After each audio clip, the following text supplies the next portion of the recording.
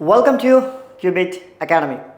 അപ്പോൾ ഇന്ന് നമ്മൾ നോക്കാൻ പോകുന്ന topic history of banking in India അല്ലേ. നമുക്കറിയാം നമ്മളെന്താണ് ഇന്ത്യൻ ഫൈനാൻഷ്യൽ സെക്ടർ എടുക്കുമ്പോൾ അതിൽ ഏറ്റവും ഇമ്പോർട്ടൻ്റ് ആയ ഇൻസ്റ്റിറ്റ്യൂട്ടുകളാണ് ആര് എന്ന് വിളിക്കുന്നത്, നമ്മൾ പറയുന്ന ബാങ്കുകൾ അല്ലേ. അവരുടെ ചരിത്രം എന്താണ് എന്നുള്ള കാര്യമാണ് എന്ത് ചെയ്യുന്നത്, നമ്മൾ ആദ്യമായിട്ട് എന്ത് ചെയ്യുന്നത് നോക്കാൻ പോകുന്നത്. നമുക്ക് നോക്കാം.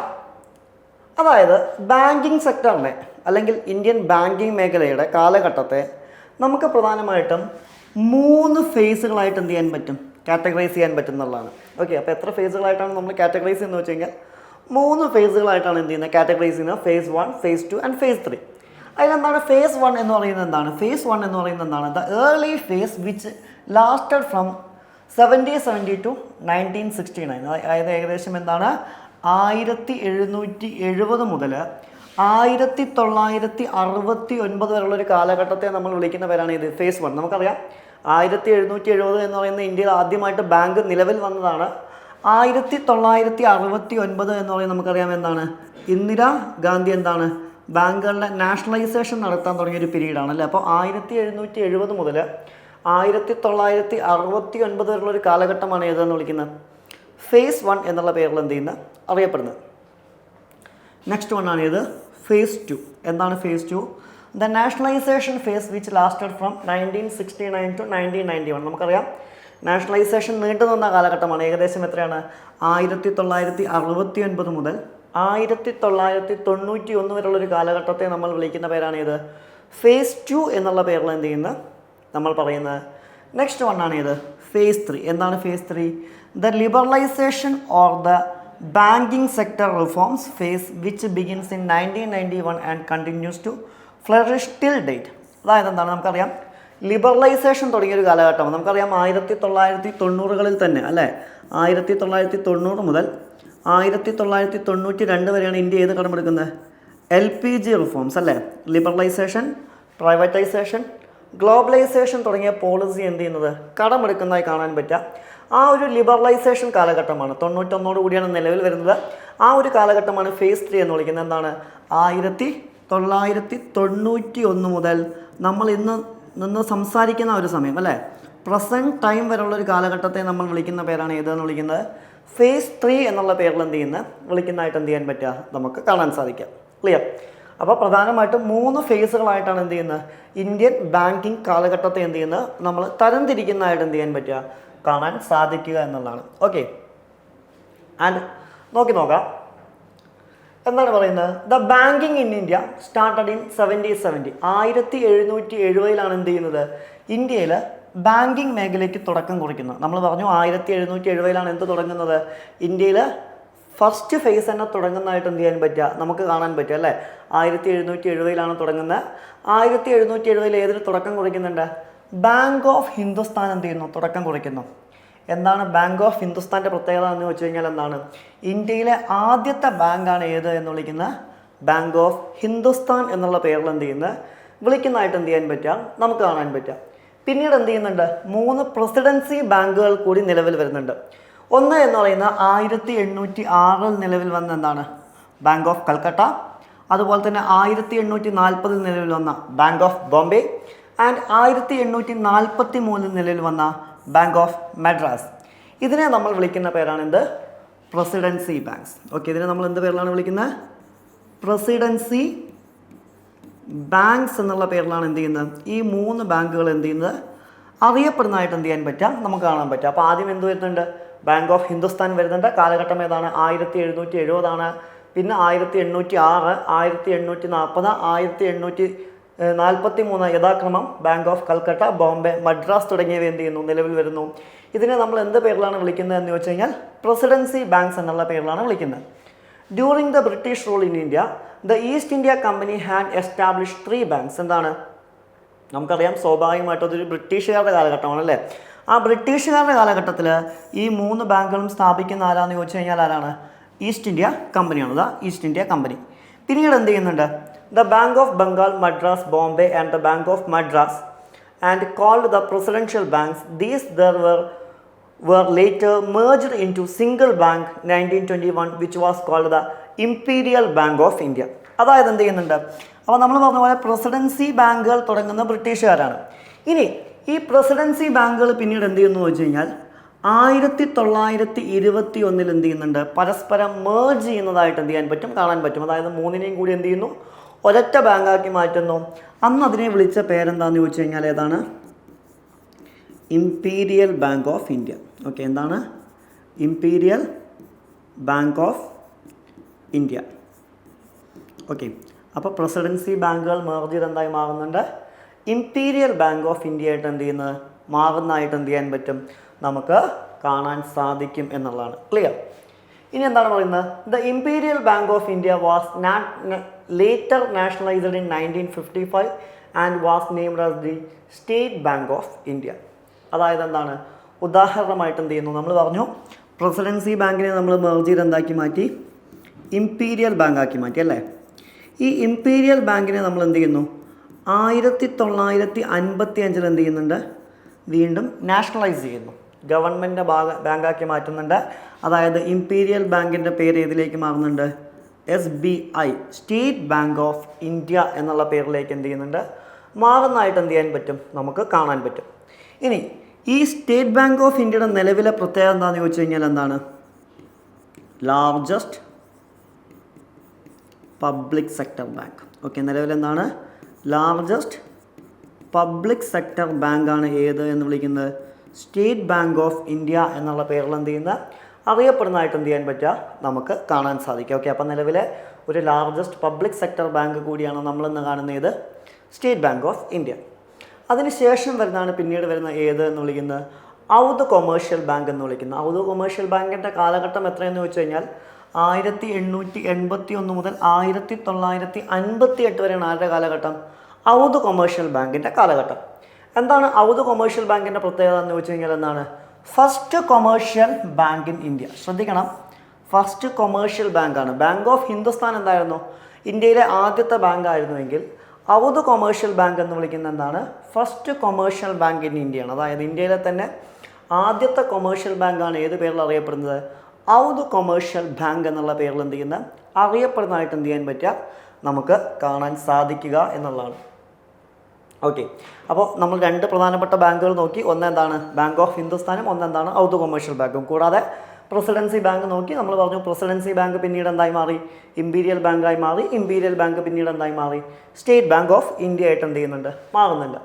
In 1922, the Royal Commission on Indian Currency and Finance was established under the chairmanship of Hilton Young. അതായത് എന്ത് ചെയ്യുന്നുണ്ട്, പിന്നീട് 1922 ഹിൽട്ടൺ യങ്ങിൻ്റെ അണ്ടറിൽ അല്ലെങ്കിൽ ഹിൽട്ടൺ യങ് ചെയർമാനായിട്ട് എന്ത് വരുന്നുണ്ട്, royal commission on Indian currency and finance വരുന്നുണ്ട്. ഓക്കെ, എന്തിനാണെന്ന് ചോദിച്ചു കഴിഞ്ഞാൽ ഇന്ത്യൻ ഫൈനാൻസിനെ കുറിച്ചൊക്കെ പഠിക്കാൻ വരുന്നൊരു കമ്മീഷനായിരുന്നു ഇത്. ഹിൽട്ടൺ യങ് കമ്മീഷൻ എന്നുള്ള പേരിലും എന്ത് ചെയ്യുന്നുണ്ട്, അറിയപ്പെടുന്നുണ്ട്. This commission recommended the operation of money management in 1926. അത് എന്ത് ചെയ്യുന്നുണ്ട്, മണി മാനേജ്മെൻറ്റുമായി ബന്ധപ്പെട്ട നിയമങ്ങൾ 1926 എന്ത് ചെയ്യുന്നു, തുടങ്ങാൻ നിർദ്ദേശിക്കുന്നുണ്ട്.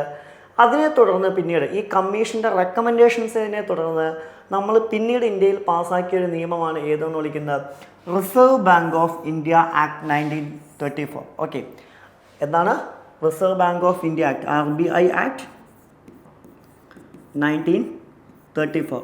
ചിലപ്പോൾ ചോദിക്കാറുണ്ട് എപ്പോഴാണ് RBI ആക്ട് നിലവിൽ വന്നതെന്ന് വെച്ച് കഴിഞ്ഞാൽ എപ്പോഴാണ്, 1934 എന്ത് ചെയ്യുന്നത്, reserve Bank of India act എന്ത് ചെയ്യുന്നത്, നിലവിൽ വരുന്നതായിട്ട് എന്ത് ചെയ്യാൻ പറ്റുക, നമുക്ക് കാണാൻ പറ്റുക.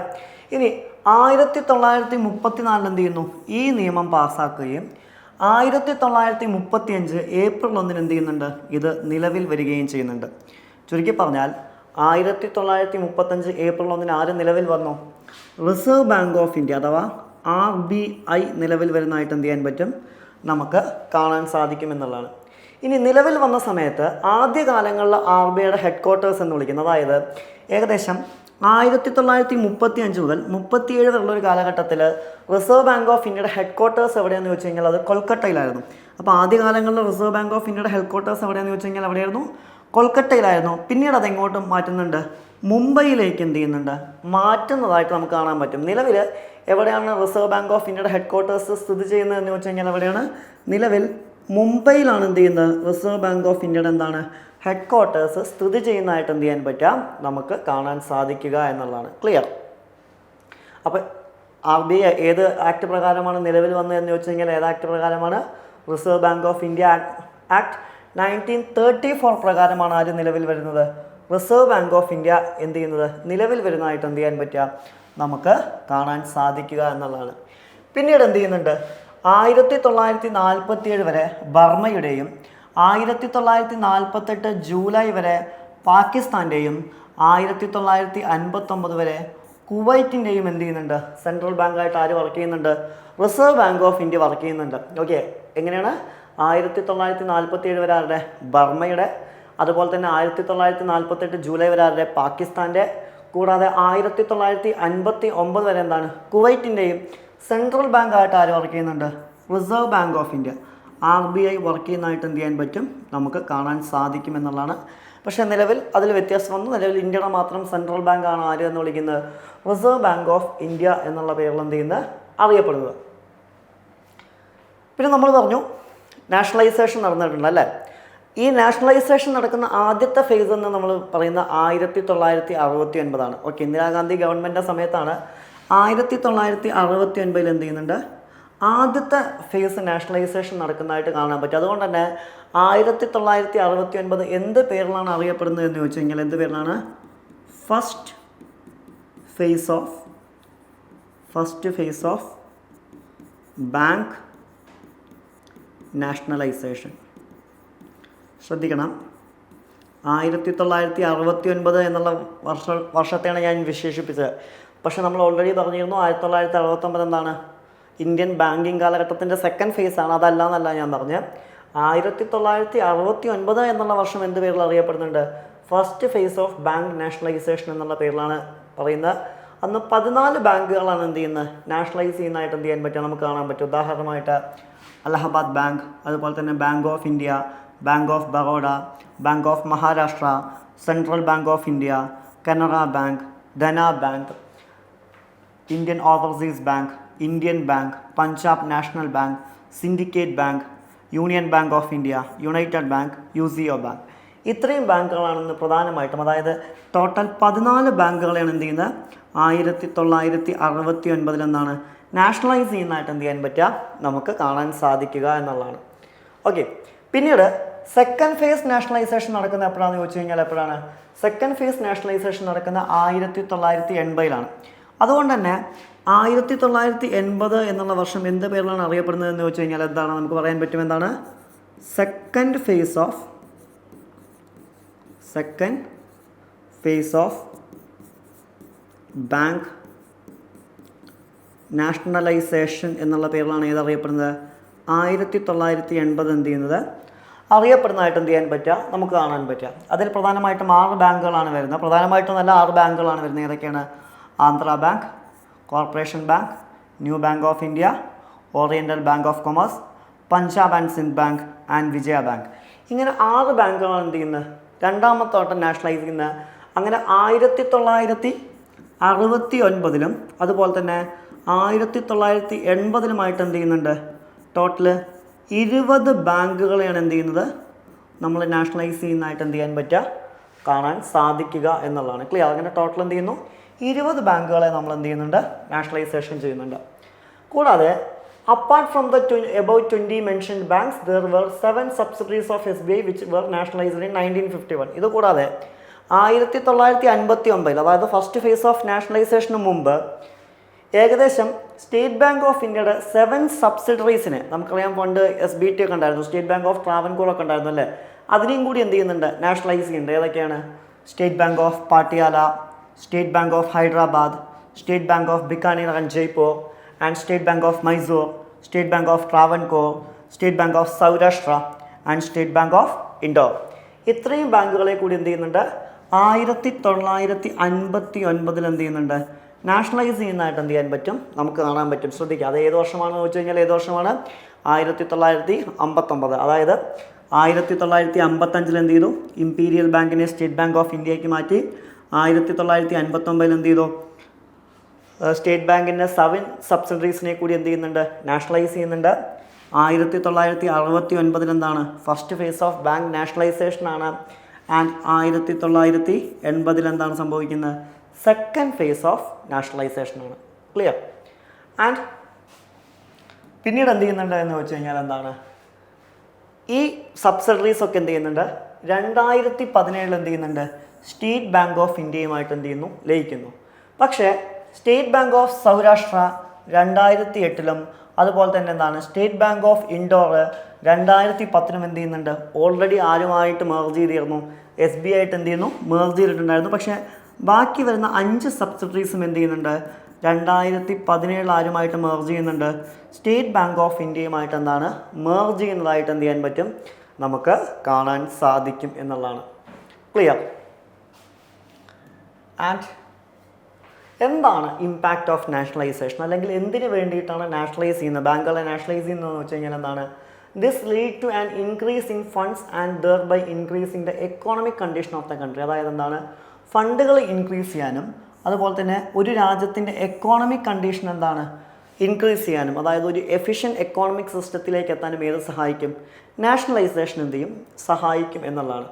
അതുപോലെ തന്നെ ബാങ്കുകളുടെ എന്ത് ചെയ്യുന്നു എഫിഷ്യൻസി എന്ത് ചെയ്യുന്നു ഇൻക്രീസ് ചെയ്യുന്നു and helped in boosting the rural and agriculture sector of the country. അതായത് എന്താണ് ഇന്ത്യയിലെ റൂറൽ സെക്ടർ അതുപോലെ തന്നെ എന്താണ് അഗ്രികൾച്ചർ സെക്ടർ തുടങ്ങിയവ എന്ത് ചെയ്യുന്നു ബൂസ്റ്റ് ചെയ്യാൻ ഏത് സഹായിക്കുന്നുണ്ട് നാഷണലൈസേഷൻ എന്ത് ചെയ്യുന്നുണ്ട് സഹായിക്കുന്നുണ്ട്.